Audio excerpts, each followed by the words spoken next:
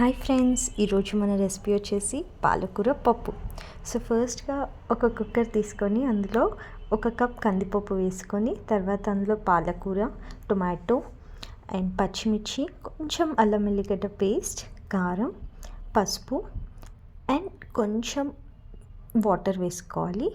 So ఇదంతా వేసుకొని ఒకసారి కలుపుకొని 1/2 స్పూన్ ఆయిల్ వేసుకొని కుక్కర్ మూత పెట్టుకొని స్టవ్ మీద పెట్టేసుకోవాలి. ఒక 5 విజిల్స్ తర్వాత ఓపెన్ చేసుకోవాలి. ఈలోపు మనం ఎల్లిపాయలు దంచుకొని ఆనియన్ కట్ చేసుకొని పక్కకు పెట్టుకోవాలి.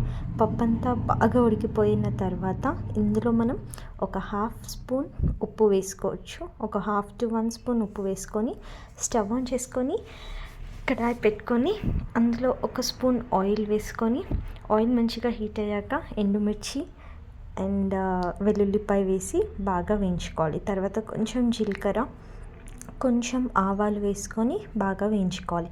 తర్వాత ఆనియన్ వేసి అలాగే కరివేపాకు వేసి బాగా వేయించుకోవాలి. మంచి అరోమా అయితే వస్తుంది ఫ్రెండ్స్. ఇందులో పాలకూర పప్పు వేసుకోవాలి. అంతే, సింపుల్గా పాలకూర పప్పు రెడీ.